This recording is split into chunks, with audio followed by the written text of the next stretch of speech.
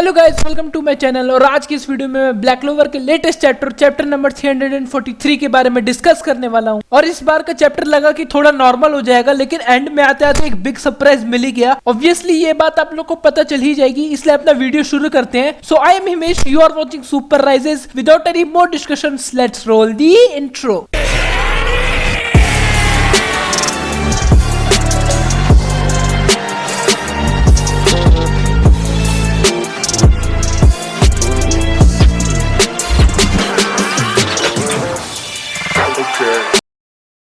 पिछले चैप्टर में हम लोगों ने देखा था कि इचिका जो है वो आस्था पे गुस्सा गई थी और उसने कहा था कि वो मिडनाइट में ही ट्रेनिंग स्टार्ट कर रहे हैं और वो अपने फुल फॉर्म में आके फाइट करेगी। तो इस चैप्टर में वहीं से शुरुआत होती है। इचिका अपना फॉर्म ले लेती है और अब फाइटिंग चालू हो चुकी है, जहां पे आस्था ने अपना ब्लैक फॉर्म भी ले लिया है। उसके बाद हम लोग देखते हैं कि इचिका एक मूव यूज करती है जिसके वजह से आस्था उसके पास खींचा चला आ रहा होता है। उसके बाद वो उस पर अटैक करने ही वाली होती है कि तभी हम लोग देखते हैं कि आस्था ने अपना डेविल यूनियन मोड ऑन कर लिया है। उसकी वजह से क्या होता है कि आस्था उसका मैजिक पावर को कैंसिल आउट कर देता है और मन ही मन सोचता है कि इचिका जो भी मैजिक पावर या योरियुकु आस्था की बॉडी पर यूज कर रही है वो आस्था उसको आराम से कैंसिल कर देगा। उसके बाद आस्था उसको डिफेंड करने वाला होता है, लेकिन इचिका उसको एक लात मार देती है जिसकी वजह से वो दूर जाके गिर जाता है। उसके बाद आस्था तुरंत ही उठ जाता है और डिमेंशन स्लैश से इंस्पायर्ड होकर जो आस्था ने अटैक सीखा था इन्फिनिटी स्लैश उसको यूज करता है इचिका पे। इचिका उसको लगभग ब्लॉक ही कर लेती है कि तभी आस्था उसके पास आता है और उस पर अटैक करने ही वाला होता है कि इचिका उसको जल्दी में इसको डिफेंड कर लेती है। उसके बाद इचिका जो है वो अपना एक अटैक यूज करती है। उस अटैक का नाम होता है डार्क मैजिक ब्लैक स्टार। वैसे आप लोग जानते हो कि यामी के पास एक अटैक होता है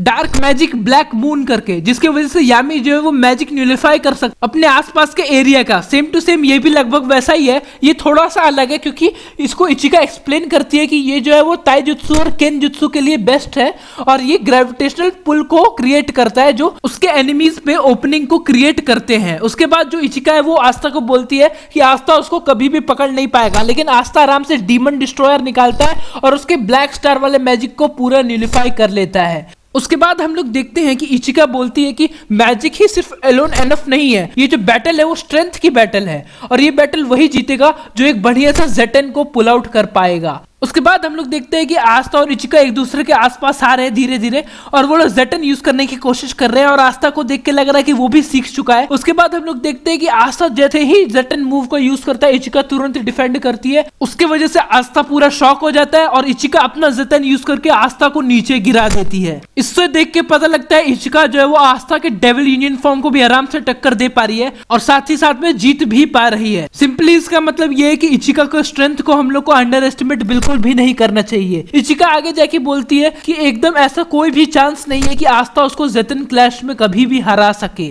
फिर इचिका बोलती है कि ऐसा इंसान जो शोगन के लेवल का हो उसको विजार्ड किंग कहते हैं, है ना। विदाउट किसी डिटर्मिनेशन के, कॉन्विक्शन के और कॉम्पिटेंस के आस्था कभी भी वैसा इंसान नहीं बन सकता।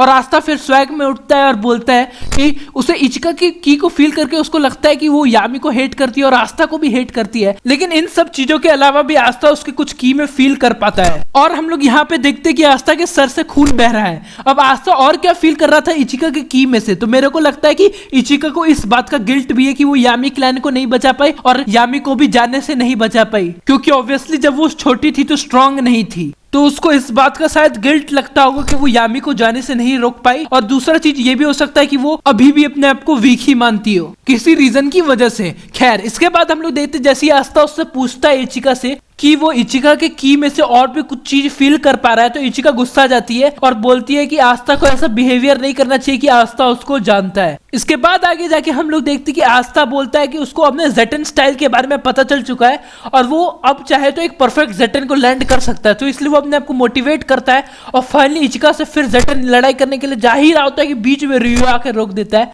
और जिस हिसाब से वो रोकता है सिर्फ अपने दोनों हाथ को यूज करके वो देखने लायक होता है। इसी से पता लगता है वो कितना स्ट्रांग है। भले ही हो सकता है वो आगे जाके विलन बने, लेकिन फिर भी वो मेरे को बहुत ही अच्छा लगता है। और जिस हिसाब से उसने एक हाथ से आस्था का और एक हाथ से इचिका का अटैक रोका है, इससे हम लोग को पता लगता है कि वो काफी ही ज्यादा टैलेंटेड है। हालांकि अभी भी हम लोग को उसके मैजिक के बारे में नहीं पता। और आगे हम लोग देखते हैं रियो बोलता है कि तुम दोनों को अब रुक जाना चाहिए। और यहाँ पे इचिका अचानक से हैरान हो जाती है और अपने फॉर्म को हटा देती है और रियो से माफी मांगने लगती है और बोलती है एज एन अपोलॉजी वो अपना पेट काट लेगी, लेकिन यहाँ पे रियो ऑब्वियसली मना करता है और बोलता है कि ऐसी डरावनी चीज करने की कोई जरूरत नहीं है। फिर वो आस्था की तरफ अपना मुंह घुमाता है और बोलता है कि आस्था की भी हालत ठीक नहीं लग रही है और आस्था का खून भी बह रहा है। और आगे जाके हम लोग देखते हैं कि आस्था अपने आप से बात कर रहा होता है और बोलता है कि वो अभी भी परफेक्ट ज़ेतन लॉन्च नहीं कर पाया और वो किसी भी साइड से देखो तो उसी की हार हुई है और अभी उसको ज़ेतन परफॉर्म करने के लिए थोड़ा और वक्त चाहिए। अभी तक मैं ये नहीं समझ पा रहा कि ये आदमी ट्रू डेविल यूनियन मोड का इस्तेमाल क्यों नहीं कर रहा जब इसके पास है। तो उस मोड में आस्था के पास 5 हॉर्न्स आ जाते हैं और वो काफी ज्यादा पावरफुल बन जाता है, लेकिन फिर भी पता नहीं आस्था इसका यूज क्यों नहीं कर पा रहा। हो सकता है इसका कोई कंडीशन होता हो तभी तुम लोग इसको अनलॉक कर सकते हो। सिर्फ लूसीफेरो को हराने तक ही लगता है ये मोड था। और अगली बार जब तक आस्था और लीबे दोनों की फीलिंग्स सेम नहीं होगी तब तक मेरे को लगता है ये लोग true devil union mode use नहीं कर सकते। खैर क्या होगा ये तो आगे ही पता चलेगा। हम लोग आगे बढ़ते हैं। तो मन ही मन में आस्था बोलता है कि उसको ज़ेतन परफेक्ट करने के लिए और टाइम चाहिए। बाकी वो रियो से सॉरी बोलता है और बोलता है कि उसका हाथ ठीक है कि नहीं। तो यहाँ पे रियो हंस के बोलता है कि नहीं उसका ठीक है, वो फूमिटो को बाद में अपना हाथ दिखा देगा और कुछ खाएगा भी वहां पे। तभी अचानक से रियो को कुछ एहसास होता है और वो बोलता है कि वो लोग यहाँ पे भी आ चुके हैं। आगे जाके हम लोग देखते हैं कि पैलेडिन ऊपर से नीचे आ रहे होते हैं और सिस्टर लिली की जो पैलेडिन होती है वो बोलती है कि उसने इसके बारे में सिर्फ कहानी ही सुनी थी, लेकिन उसको ये नहीं पता था कि लैंड ऑफ द सन सही में एग्जिस्ट करता है। और वो फाइनली बोलती है so this is the land of the sun. अब एंड में काफी सरप्राइज मिला क्योंकि लूशियस ने अपने पैलेडिन्स लैंड ऑफ द सन में भेज दिए किसी काम के लिए। वो काम क्या है नहीं पता, हो सकता है रियो को लेना हो या फिर लैंड ऑफ द सन को डिस्ट्रॉय करना हो, कुछ भी हो सकता है।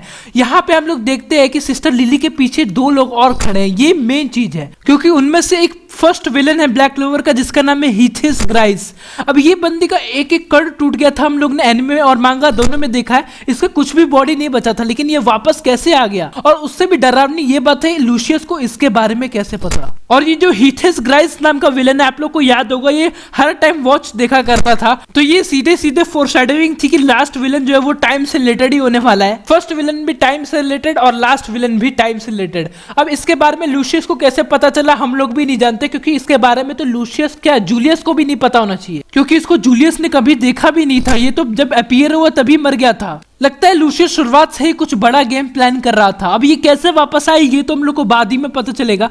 बाकी हम लोग एक और इंसान को देख सकते हैं जो मेरे को रेडिस लग रहा है देखने से।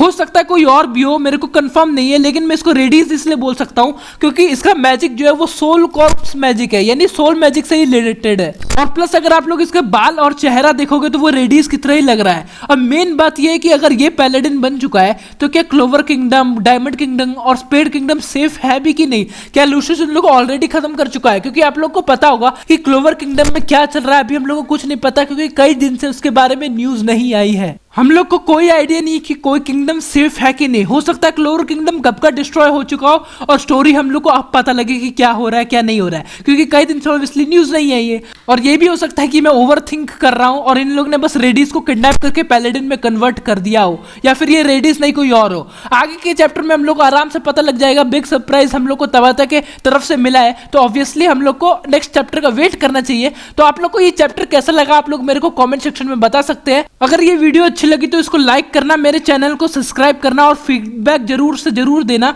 हम लोग मिलेंगे नेक्स्ट वीडियो में। So guys, my name is Himesh, you are watching super rises, rise above all.